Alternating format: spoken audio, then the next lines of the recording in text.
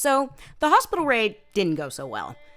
I can hardly even call it a raid. The only thing I came back with was a bruised ego and a possible infection. Apparently, though, I wasn't satisfied with this, as I went outside for some reason and attempted to fight a few zombies that were hanging around the house I was temporarily staying in, and this resulted in a laceration, because of fucking course it did. Not only that, but the injury was on my right upper arm, which causes you to swing melee weapons much slower. I was already irritated with my stupid decisions, and now I was just about furious. Looking at the stats my character was able to build up in 2 months, realizing how good she'd had it during that time, like the fact that her kills are below 700, says a lot. The gal before her had about 900 kills in her first month.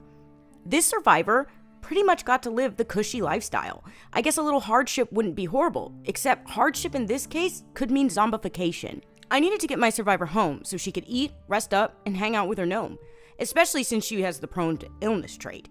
If she got infected, she'd die soon, and I wanted her to at least say goodbye to her beloved gnome boyfriend before that happened.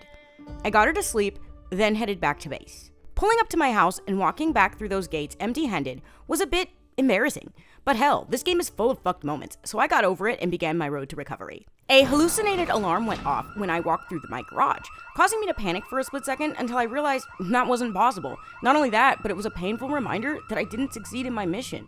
Defeated, I headed inside to report the bad news to gnome boyfriend. I did my laundry, watered the plants, hung out with gnome boyfriend, and took it easy until I recovered. I found myself stress cooking in the middle of the night, making pancakes and oatmeal for no reason other than pure boredom. Luckily, I didn't get infected, but being a slow healer, the wounds were going to take a while to close. Until then, I began thinking about my next moves. The thing about a long-term save is that it kind of gets boring. Once you have secured a base, a generator, gas, and got some water barrels built, something I did in this save only out of convenience, you'll notice I have a whole river at my disposal. However, I didn't want to walk back and forth from the river to my house with pots of water all the time, and this is why I built the barrels. If you learn how to fish and farm, you're pretty much self-sufficient and have no real reason to leave your base. As satisfying as that might sound, it's boring as hell. This is what I meant when I said this game is more like a Sims game when you reach a certain point. The only thing missing is NPCs to drown in pools and light on fire. If you've never played The Sims, let me just tell you that Simmers engage in some of the most extreme fucking violence in their games for no reason other than amusement. Anyway, once NPCs are added to the game, I feel this problem will resolve itself. Eventually, my scratch cleared up, but the laceration took a little longer to heal. I wrapped the wound back up and ended the game for the night. Now here's something a bit funny. A bug caused by the schizophrenia trait mod. A hallucinated zombie was in my house when I turned my game off. I didn't think much of it because it was a hallucination. What I didn't take into account is that hallucinated zombies are no different from regular zombies as far as code goes. They mostly act as though they cannot detect the player, kind of like if you're playing in debug mode or something. But if you close a game with one hanging around your house, the game sees it as a real zombie when you load back in. So, I loaded back in and was immediately chomped on. I didn't realize what was going on until it was too late. In another home run of luck, I was able to kill the zombie and only received a laceration, a 25% chance of death. I had just dodged being infected, and here we were again, back at square one, all because my stupid ass didn't think twice about leaving a game with a hallucinated zombie literally 5 feet away from me.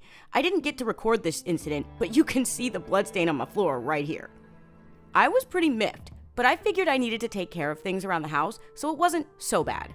I watered my thirsty plants, having to cure one of them of the mildew disease it had acquired during my absence. One thing I have a question about is whether or not watering your plants with tainted water is bad.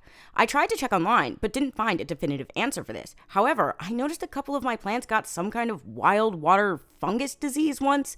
It sounded like perhaps tainted water was the issue. Since then, I've started boiling the water I used beforehand. It takes a bit of extra work, but it beats dealing with a disease that lowers your yield. Although, to be fair, on single player, the food situation is pretty easy unless you're playing with extreme settings. Even with things on rare though, Louisville offers an abundance of everything you need. If you cannot find what you're looking for in one neighborhood, chances are you will stumble across it in the next. Finding books, generators, and generator manuals, canned food, clothes, weapons, whatever you need is in this city. I did notice I had some stale cabbage, so I got rid of it, then cooked up a nice fish and vegetable stir fry.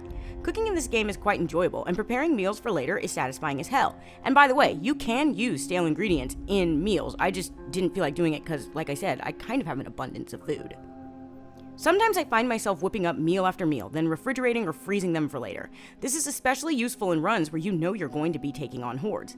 I have another save right now where my survivor has taken down horde after horde, something like 200 or 300 in one small town, not to mention how she made the main strip of Muldraw her bitch. Having prepared meals on your person or waiting in your car is invaluable since you get a strength buff from being well fed, not to mention fighting while hungry is not the business in this game. Engaging in combat with any kind of negative moodlet is going to be an issue. Hunger stacks on top of exhausted and tired, and well, it's what I've heard other content creators call a death spiral. Anyways, after gorging on my stir fry, I proceeded to make a couple of other dishes for later. Again, cooking is just so satisfying in this game. These were an uneventful few days. I was sitting around waiting for my wound to heal, making food, reading old magazines and newspapers. I was bored.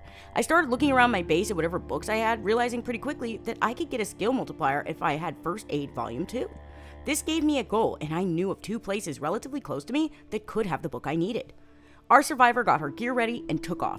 At this point, I had changed my settings again, making the zombies active during both day and night. To be frank, regular shamblers are boring and work against you leveling up your nimble skill.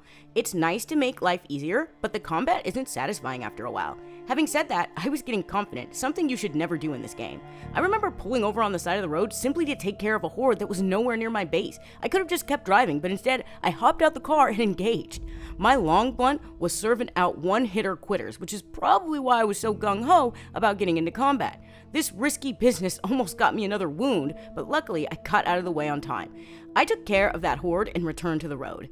My destination was Book Naked, a bookstore located on a street I had previously cleared. I was hoping that was still the case, but of course, it wasn't. As I engaged a few of the zombies, a fake helicopter event hit, and on top of the random noises and panic my survivor was having, this shit added to the stress. The schizophrenia trait makes it hard to concentrate, especially when you have to peek up at your moodlets to make sure your hearing isn't real.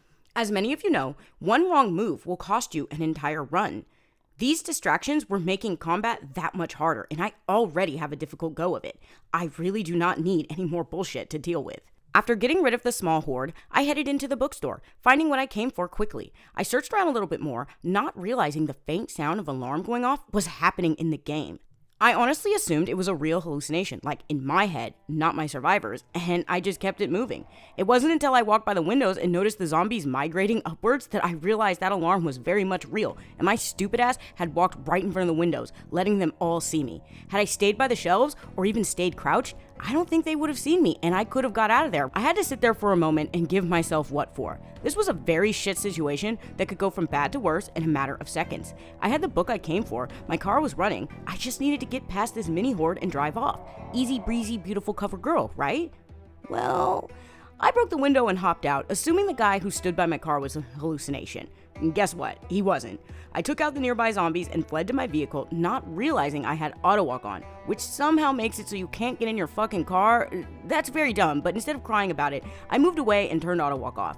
In the time it took me to figure this out, a lot more zombies had joined what was initially a small horde. Now there are about 20 of them, and frankly, I wasn't dealing with that shit. On the way back home, I stopped by a warehouse, pulling out a flashlight, and explored a bit. I remember getting very sad here. I don't know, it made me think about being alone, having no one, thinking you're the only person left on Earth. Imagine the feeling in the first week. TV is still on, commercials and talk shows, news, sitcoms, all this stuff reminding you of what was lost. This is a bit embarrassing to say, but I remember in one of my first ever runs, I had a character stay up all night watching television just to see what was on. The Tooks Bear commercial and the Magical Woodland show, something about those hit me and made me tear up a bit.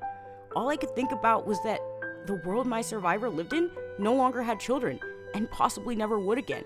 A lack of children is a lack of innocence, hope, and most importantly, it is a lack of mankind's continued existence. I don't know how this game managed to be so jam-packed and fun, and then it takes all that high-pressure action and turns it into a quiet existential experience, often doing this back to back. I got back home, refueled my generator, and then dealt with another fake alarm, though this time I wasn't even fazed. A word of advice though, if you're using this mod, don't let yourself become numb to these things. The panic moodlet and the heavy breathing usually let you know when it's a hallucination. However, I have encountered times when these things didn't happen, leaving me really confused when I heard a window break but couldn't find a single broken window, or zombie for that matter, on the property I was at. In another save of mine, I triggered the alarm and was so used to them being hallucinations, I didn't even bother checking. This almost doomed me, but I happened to pass by a window and see the horde descending upon the house. I got out of there, but that could have easily been a "this is how you died" scenario. Our brave survivor got home, did her laundry, and spent the rest of the evening with Gnome Boyfriend. All in all, it was a good little adventure. I didn't get infected, didn't die of something stupid, and I got my book. Life is good. For now.